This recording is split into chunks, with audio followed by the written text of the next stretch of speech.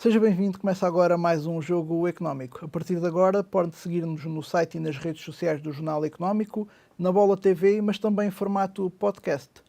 Como foi em Portugal e como será na Alemanha, o Campeonato da Europa deixa sempre uma marca económica no país que organiza, além do impacto natural trazido pelo turismo. Este será o tema em debate na segunda parte do Jogo Económico. Nesta primeira parte, vamos dar a conhecer o clube que mais receitas gerou em vendas de jogadores nos últimos 5 anos, o plantel mais valioso da última temporada da Liga Portuguesa e também os prémios que a UEFA vai distribuir neste Campeonato da Europa de 2024. Avançamos por isso para o hat-trick.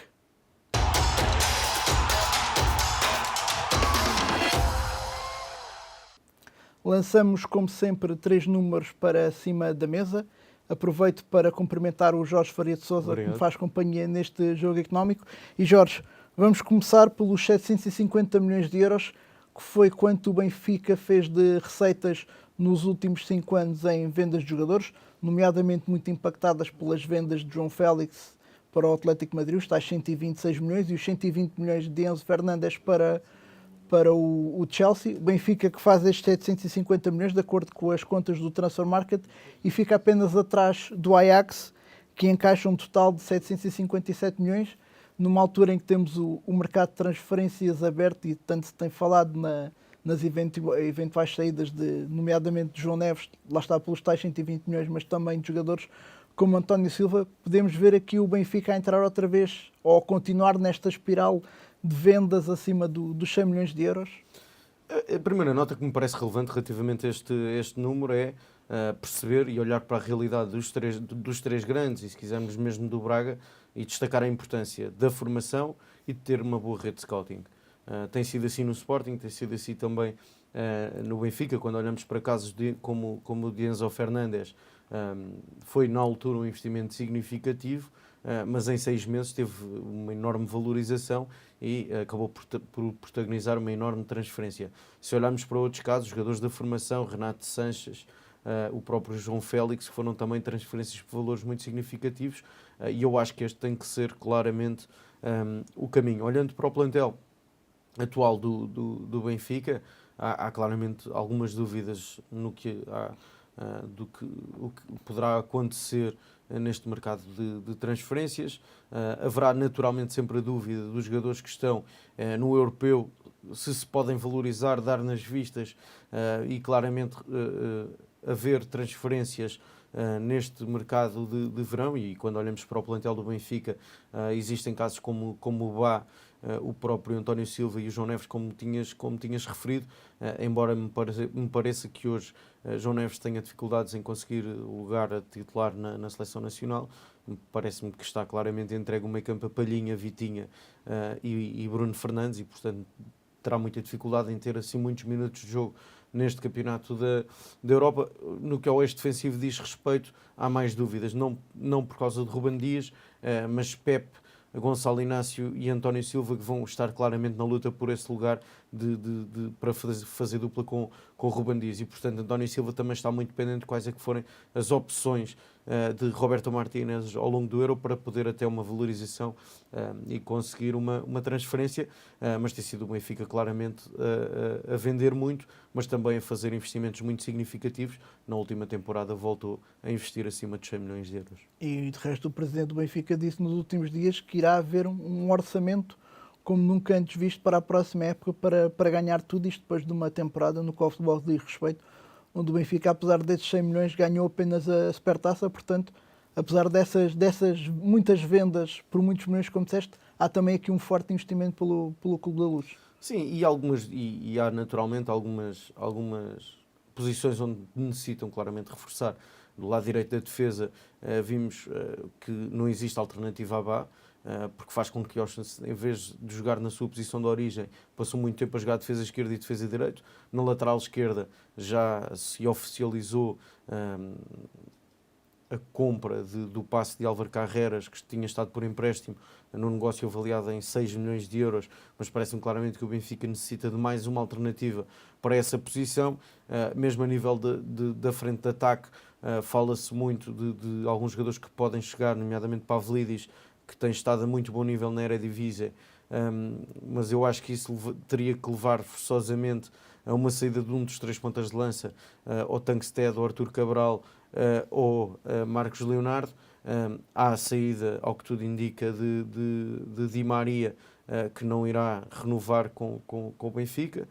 Está consumada também a saída de Rafa e, portanto, claramente é um Benfica que vai necessitar de reforçar em algumas posições, mas estará também muito dependente das vendas, ou seja, uma eventual saída de João Neves ou de António Silva obrigaram também o Benfica a reforçar essas posições que ocupam no terreno de jogo. Agora, claramente, se olharmos para o plantel, era um plantel que tinha algumas lacunas, nomeadamente nas laterais. Era um plantel que não tinha soluções condizentes com outros setores do terreno. E vamos ver então o que é que o Benfica vai fazer neste mercado. Avançamos para o segundo número desta semana, que é que continua a ser dentro da Liga Portuguesa, e falamos do Sporting Clube Portugal, que foi, de acordo com o Transfer Market, o plantel mais valioso da última temporada, com 364 milhões de euros, destronando assim o Benfica, que ocupava essa posição. E Jorge, uma valorização, se pensarmos que no início da época o plantel do Sporting valia 229 milhões de euros, era o menos valioso dos 3 grandes, e acaba com esta valorização para os 364 milhões. Há aqui nomeadamente o grande impacto de jogadores como Morten Newman e Vitor Gyökeres, que foram baratos e que foram baratos tendo em conta aquilo que valeram em campo e que acabaram com valores de mercado. Gyökeres com 55 milhões e Newman com 40 milhões. Foi gastar muito, mas em poucos jogadores, mas em apostas certas da equipa de Rubén Amorim. Não, foram claramente duas transferências por valores muito significativos, mas acho que 2 jogadores, Vitor Gyökeres, o melhor marcador do campeonato, que tem interferência direta em mais de 50 golos da equipa de Sporting para todas as competições, e claramente o jogador, na minha opinião, que nos últimos anos teve mais impacto imediato na Liga Portuguesa, pela forma como ganhou a titularidade e depois com o rendimento desportivo que apresentou. Estamos a falar de um negócio a rondar os 20 milhões mais 4 por objetivos, claramente uma aposta ganha pelo Sporting. E só para termos uma ideia, o valor de mercado atual de Vitor Gyökeres, ele que tem uma cláusula de rescisão de 100 milhões, já mais do que duplicou o valor investido pelo clube. Isto diz muito do que foi essa valorização. E por outro lado, o mesmo acontece com Morten Newman. Eu acho que o Sporting tem tido capacidade de descobrir médios para esta posição 6 no modelo de Rubén Amorim 3-4-3, que é uma posição importantíssima. Depois de João Palhinha e de Manuel Ugarte, a verdade é que chega Morten Newman, e eu acho que até é dos jogadores da posição 6 o mais completo, porque tem uma capacidade invulgar de equilibrar a equipa, é muito forte nos duelos, no desarme, mas depois com bola é claramente um médio diferenciado, e tem outras coisas que não víamos João Palhinha e Manuel Ugarte a fazer. A capacidade de chegada à zona frontal da área, a meia distância que tem, fez golos importantes, inclusivamente na meia-final da Taça de Portugal frente ao Benfica, e eu acho que é claramente um médio muito completo, e que acontece o mesmo do que aconteceu com Vitor Gyökeres, ou seja, é um investimento a rondar os 18 milhões de euros, mas o seu valor de mercado também mais do que duplicou, porque já está acima dos 40 milhões. Eu diria que o grande campeão, percentualmente, de valorização foi também Jenny Katam. Começa a época com um valor a rondar os 600, 800 mil euros e acaba com 2 milhões. Com 8 milhões, se a memória não me falha. Uma valorização de 8 milhões. Uma valorização de 8 milhões. E, portanto, isto diz muito do que foi uma grande surpresa e uma grande revelação nesta equipa do Sporting, porque era um jogador que vinha de 2 épocas por empréstimo, uma na Vitória Sport Clube, outra no Marítimo.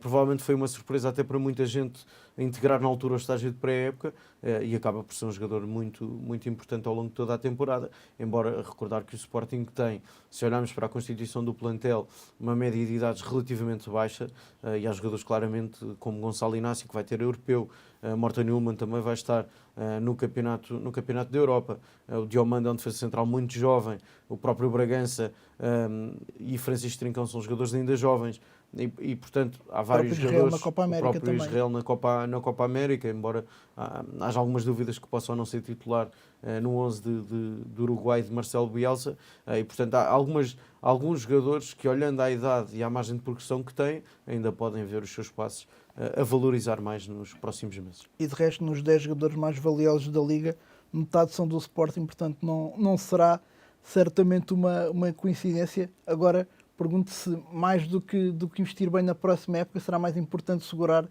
os jogadores principais do plantel, como já referiste, o caso de Gyökeres e Yulman. Sim, para já foi oficializada a aquisição do passe do guarda-redes proveniente do Rakov Vukcevic, um guarda-redes de 26 anos e que chega num negócio a rondar os 4,8 milhões com mais 1,2 por objetivos, o que fará com que pode vir a ser o guarda-redes mais caro da história do Sporting, e portanto uma aposta forte por parte de Ruben Amorim, da estrutura do futebol do Sporting. Agora, eu acho que o Sporting deve procurar reforçar o plantel, eventualmente mais um extremo de pé direito.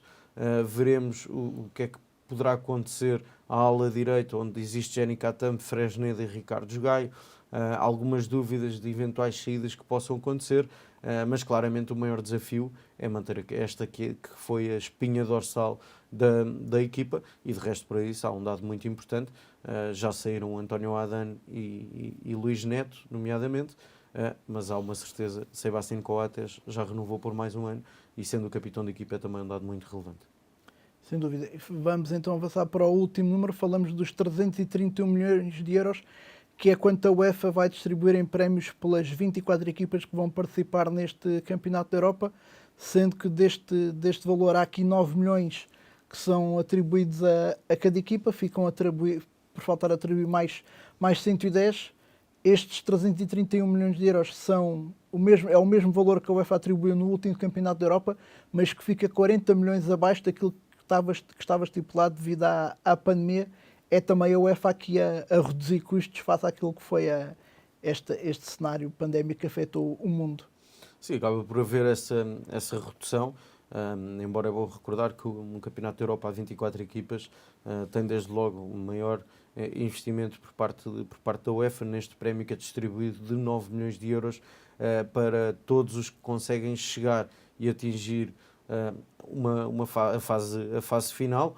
Depois os outros 110, como dizias, será em virtude da classificação e dos resultados desportivos que as seleções conseguirem atingir. Agora, claramente, as receitas das fases finais são muito importantes para as federações e para poder investir também, não só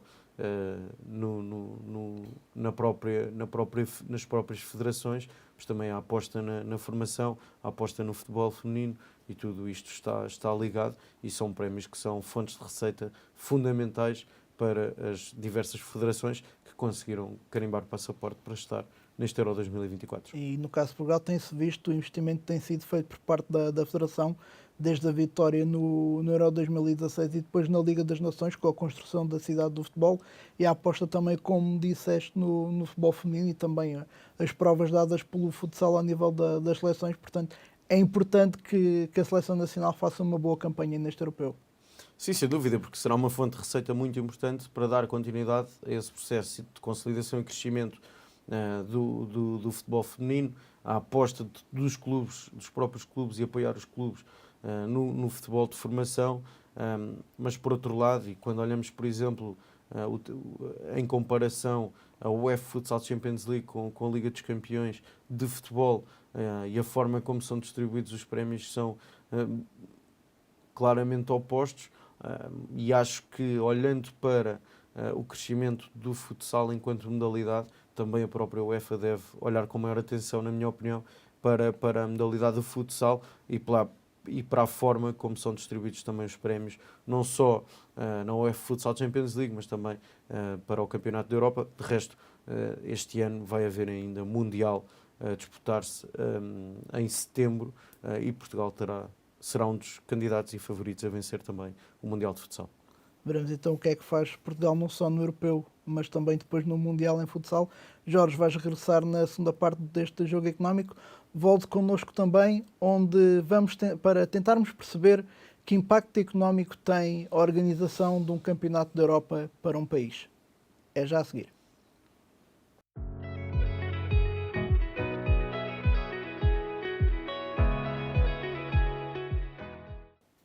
Estamos de volta para a segunda parte do jogo económico. Arranca esta sexta-feira o Campeonato da Europa de 2024, sediado na Alemanha.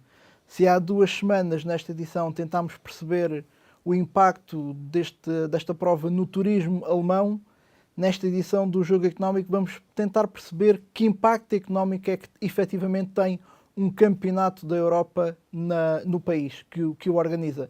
É nosso convidado Henrique Tomé, analista da XTB, que precisamente sobre este Campeonato da Europa realizou um estudo sobre os impactos económicos que ele pode ter na Alemanha. Henrique, agradeço-lhe mais uma vez a sua presença neste jogo económico e começo precisamente por aqui. Afinal, que impacto ou não económico vai ter este Campeonato da Europa na Alemanha? Muito boa tarde a todos e obrigado desde já pelo convite. É de facto um momento que até digamos que calha bem. Nós estamos a atravessar um período em que a economia europeia a economia europeia está a entrar numa fase em que o crescimento é muito modesto e isto muito por via das políticas monetárias que o BCE tem adotado. Um, este tipo de eventos acaba por estimular a atividade económica. Neste caso, e no caso em concreto alemão, um, é bastante positivo na medida em que a economia alemã tem sido bastante penalizada nos últimos anos. Não só pelas políticas monetárias restritivas do BCE, como também da questão da crise energética, que a Alemanha ficou muito afetada com a questão da guerra no leste da Europa. Portanto, espera-se que o impacto seja positivo. Claro que há setores que beneficiam mais do que outros, nomeadamente, e aqui nós, se olharmos para os eventos passados, conseguimos ver que as companhias aéreas, hotelaria, marcas desportivas também acabam por beneficiar um pouco mais, mas de um modo geral, em termos de atividade económica, acaba por ser benéfico nesse sentido. Henrique, precisamente tocou nesse ponto das marcas, uma das polémicas que marcou este pré-campeonato da Europa foi precisamente o facto da seleção da Casa Alemanha não ir equipar pela primeira vez com a Adidas, que de resto gerou bastante polémica e levou até o tema a debate no Parlamento alemão. Ainda assim, de que forma é que estas marcas, neste caso a Adidas e a Puma, e no caso da Adidas não patrocinando a seleção alemã, no mercado das ações podem ter aqui algum impacto financeiro nesta medida, apesar desta decisão no caso da Adidas?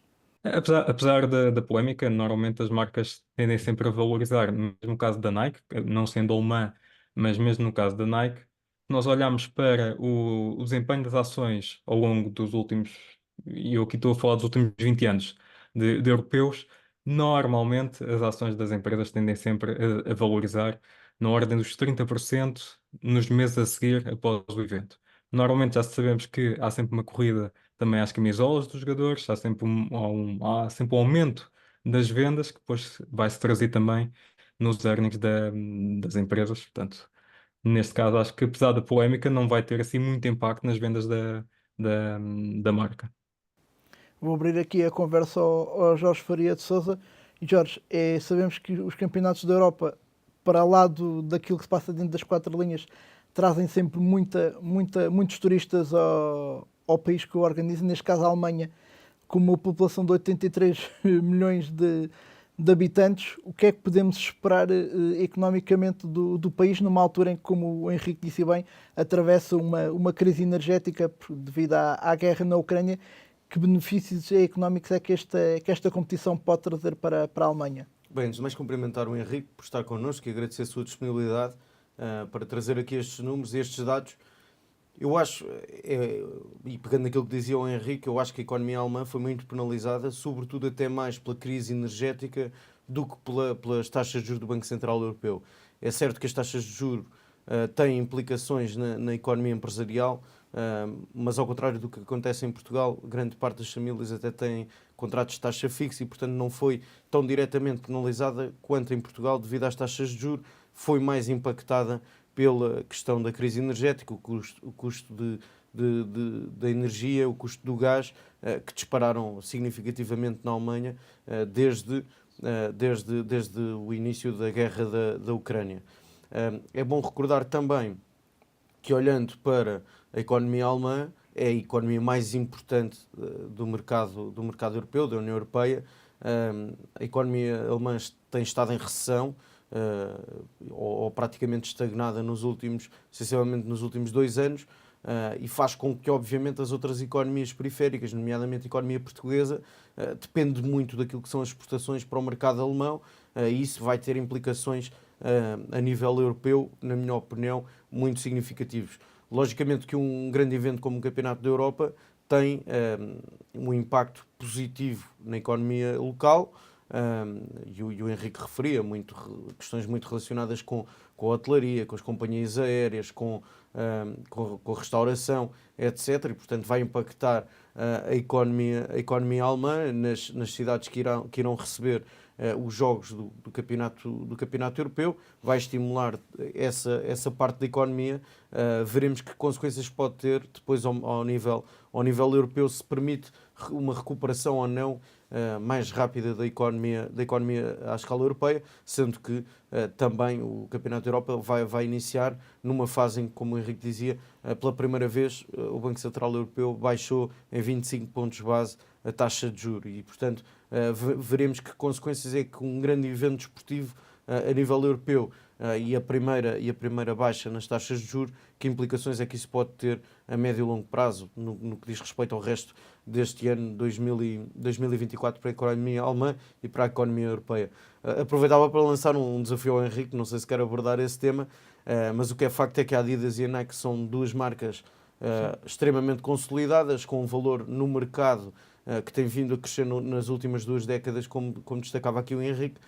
De que forma é que a Puma se tenta ou irá tentar aproximar-se, nomeadamente com esta, pela primeira vez, as camisolas da Mannschaft serem da Puma, de que forma é que esta aposta da Puma em conseguir novos clubes, novas seleções, faz com que a Puma tenha reais possibilidades de se aproximar dos 2 grandes players no mercado? Henrique, não sei se quer responder a esta questão lançada pelo Jorge. Sim, claro. Trata-se muito de marketing, não é? Isto é uma porta aberta de marketing a grande escala que certamente vai beneficiar muito a marca. Se olharmos para o caso da Nike, que é possivelmente, mesmo em termos de performance financeira, a maior, vemos que a grande aposta da empresa é o marketing.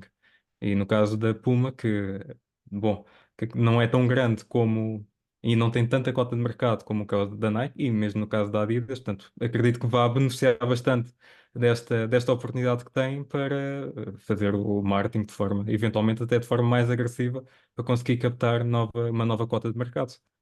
E Jorge, sabendo que olhando para aquilo que foi o Mundial da Alemanha em 2006, que levou a um investimento de 1,4 mil milhões de euros com a reconstrução e a modernização de alguns estádios, teve um impacto na economia alemã na altura de 3,4 mil milhões de euros, que correspondia então a 0,16% do PIB alemão. Agora, não será necessária tanto investimento ao nível das infraestruturas dos estádios? Poderá haver aqui um maior impacto económico para o país? Acho que desse ponto de vista o impacto será melhor, no sentido em que para organizar este campeonato europeu não houve a necessidade ou o risco, se quisermos, de fazer investimentos tão significativos por parte dos clubes, da Federação e do próprio Estado alemão. E, portanto, vai ter impacto na economia sem ter tido um custo tão significativo quanto aconteceu em 2006. Também destacar que este europeu, desde 2016, os europeus têm 24 equipas e, portanto, vai envolver o maior número de países. São 8 grupos de 4 equipas e, portanto, há maior número de seleções envolvidas. Isso fará com que haja maior número de adeptos a viajarem para a Alemanha para assistir aos jogos, uns com bilhete, outros sem bilhete, mas que querem assistir e estar numa fase final e participar e ser parte de uma fase final neste caso em solo europeu, e diria que claramente este europeu de 2024, se olharmos para esse dado que aqui trouxemos, de não ter havido mais de 1.000 milhões de euros de investimento como houve para 2006, terá um impacto claramente positivo. Até porque grande parte desse retorno financeiro acabará por ser na altura, como vimos, do turismo. E Henrique, vimos que há 20 anos em Portugal houve um impacto de 440 milhões de euros, sendo que 140 foram para o turismo. Transportando isto para o mercado alemão e pegando naquilo que eu já estava a dizer, o lucro financeiro será maior do que aquele que foi registado há 20 anos, apesar de ser um campeonato do mundo e com mais países envolvidos? Sim, acredito que sim. Em Portugal tivemos uma aposta muito maior nas infraestruturas. Na Alemanha não há, neste momento, essa necessidade, por isso logo aí já se reduz bastante o custo e optimiza-se muito o benefício. Portanto, eu acho que temos aqui estas duas variáveis que são importantíssimas, que é o facto de as economias estarem a abrandar e ser necessário um género deste, é um mini estímulo, na minha opinião, mas acaba por ser um estímulo à economia e temos o facto também de a Alemanha estar francamente bem preparada a nível de infraestruturas e que não vai envolver muitos custos para o próprio Estado alemão. Só para Sim, sim. complementar, uma nota que me parece importante. Se olharmos para os números da inflação dos últimos anos, quando compararmos com 2004 ou 2006 no Mundial organizado também pela Alemanha, obviamente que os volumes vão ser muito superiores. Sim, sim, até porque na altura o PIB era diferente também os valores, mas hoje em dia sabemos que os preços aumentaram e sabemos que em competições como esta há sempre uma inflacionar dos preços, seja na restauração, a nível do turismo. Tudo isso poderá contribuir também para que este impacto se reverta de forma favorável na economia germânica. Sim, eu julgo que sim. E em volumes, como eu dizia há pouco, em volumes superiores, porque olharmos para o custo de vida em 2024, quando comparado com 2004 ou 2006, hoje é significativamente superior, não só ao nível da economia alemã, mas também à escala europeia, e basta olharmos mesmo para a realidade da economia portuguesa. E, portanto, o impacto vai ser ainda maior do que foi em 2006 e também vai ter muito que ver com aquele dado que trouxe aqui, de serem agora 24 equipas a participarem numa fase final, e portanto temos fases finais com uma maior abrangência, com maior número de seleções, e isso trará maior número de turistas ao solo germânico.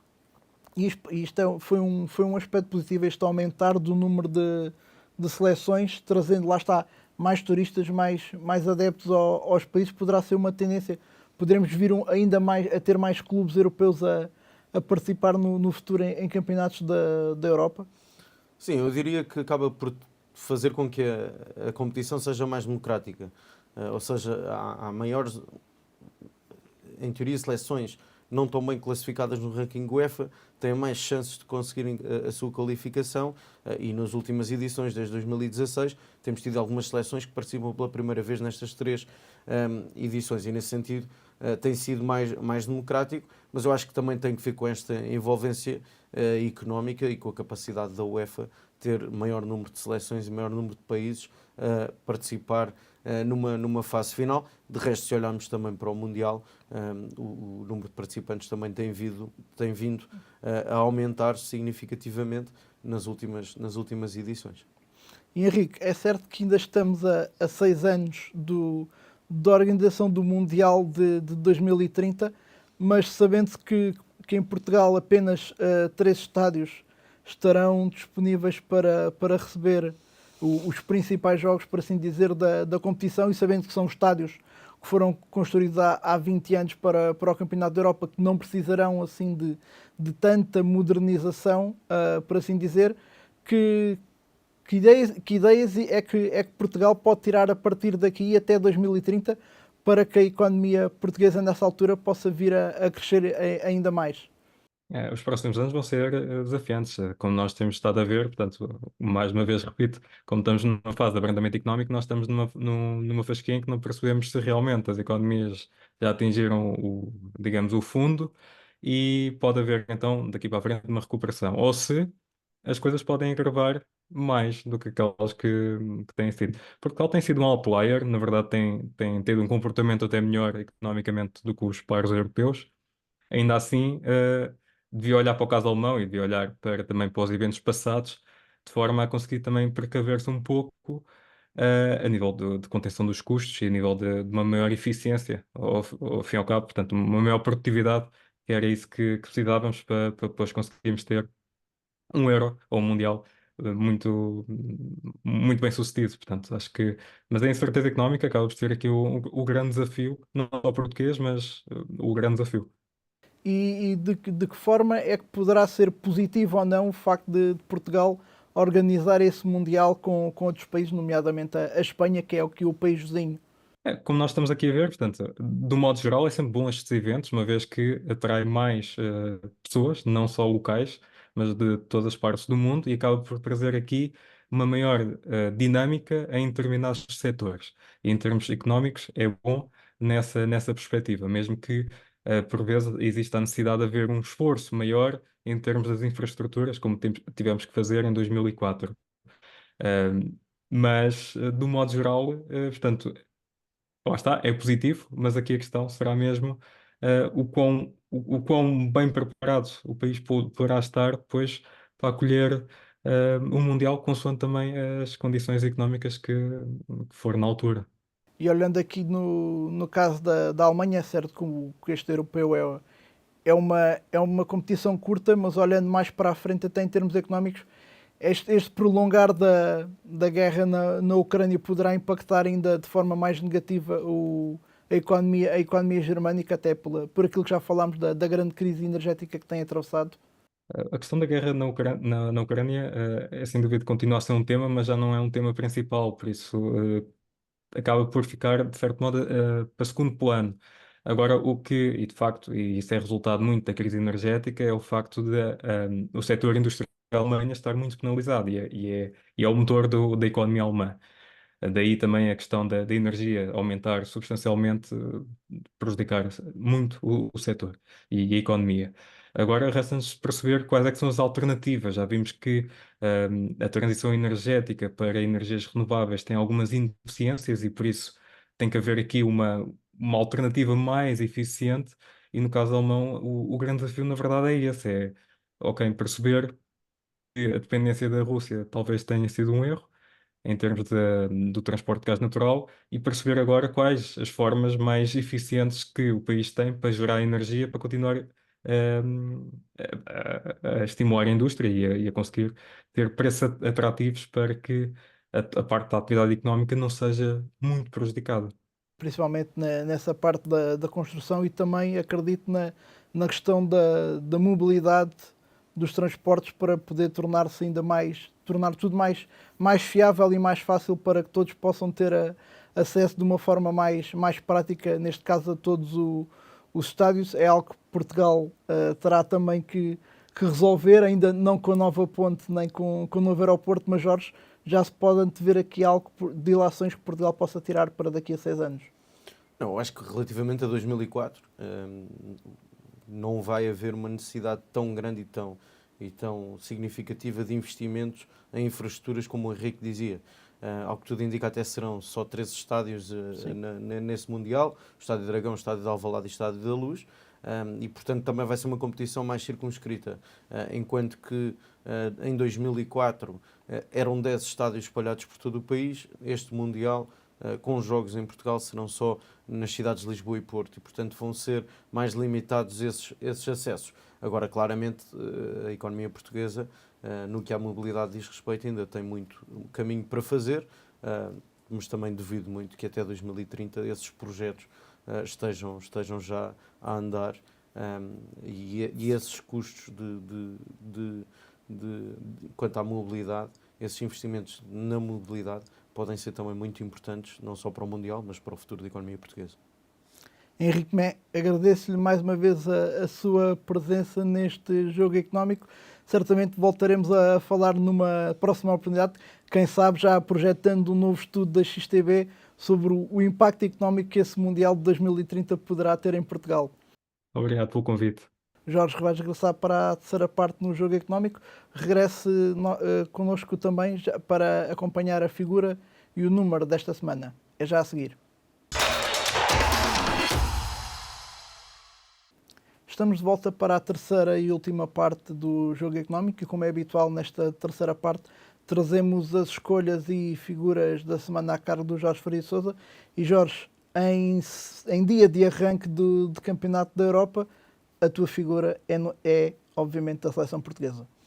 Sim, eu diria que é claramente uma seleção candidata a vencer, independentemente das escolhas de Roberto Martínez, e poderiam estar outros nesta convocatória, olhando para o rendimento desportivo que alguns jogadores foram tendo ao longo da época, em comparação com os 26 escolhidos. Acho que há claramente jogadores que poderiam ter entrado nesta convocatória, mas se olharmos para a seleção, eu acho que claramente Portugal tem uma das seleções mais fortes. É certo que depois de uma derrota frente à Croácia, soaram alguns alarmes, sobretudo na forma como a transição defensiva da equipa deixou alguns sinais de preocupação. A seleção portuguesa tem sofrido golos em todos os últimos 4 jogos.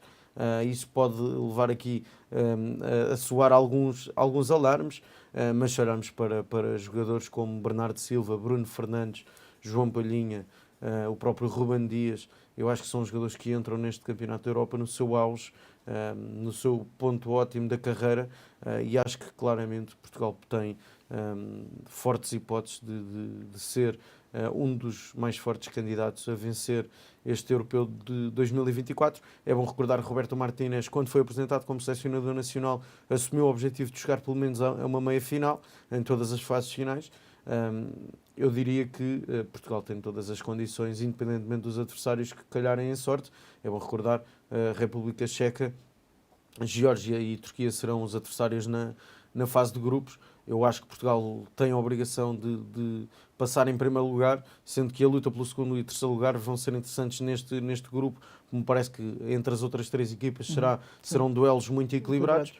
Mas se olharmos para este grupo, Portugal tem a obrigação de passar em primeiro, e depois vem a fase do mata-mata, um europeu onde ainda vamos ter Cristiano Ronaldo. Vamos ver em que condições é que aparece Pep nesta fase final, que são 2 jogadores muito importantes no balneário. E se quisermos aqui perspectivar o 11 português nesse arranque do Campeonato da Europa, eu diria que não há muitas dúvidas que serão Diogo Costa, João Cancelo, Ruben Dias, e a única dúvida é perceber se António Silva, Gonçalo Inácio ou Pepe, em virtude das condições físicas. Nuno Mendes do lado esquerdo, o meio campo com João Palhinha, Bruno Fernandes e Vitinha, e na frente Bernardo, Ronaldo e Rafael Leão. E pegaste precisamente no ponto do Ronaldo, aos 39 anos, ainda é uma seleção muito dependente do Ronaldo, ou este será o último europeu de Ronaldo? Pode já haver aqui uma nova adaptação a uma seleção a preparar-se para jogar sem Cristiano Ronaldo e até sem ser titular? Na última fase final do Mundial, a verdade é que ele não foi sempre titular, não foi sempre a opção na altura para Fernando Santos.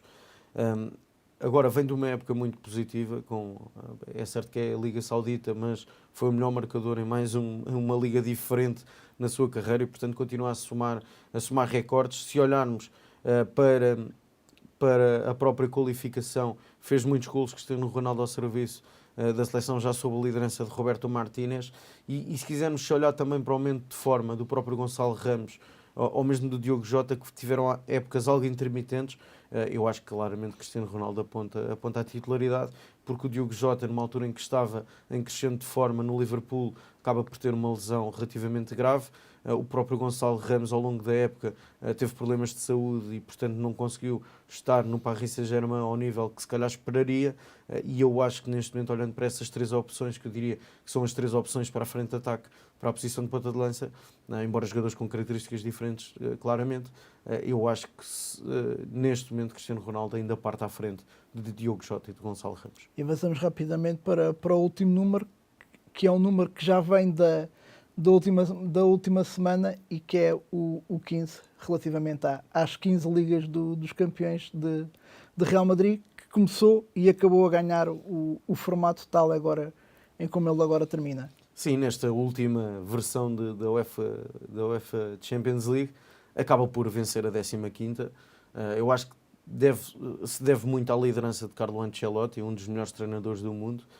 Deve-se muito ao rendimento desportivo do Vini Júnior, mas também pela forma como há de certa forma um novo Real Madrid, e se olharmos para a média de idades desta equipa, é claramente uma equipa preparada para continuar a vencer.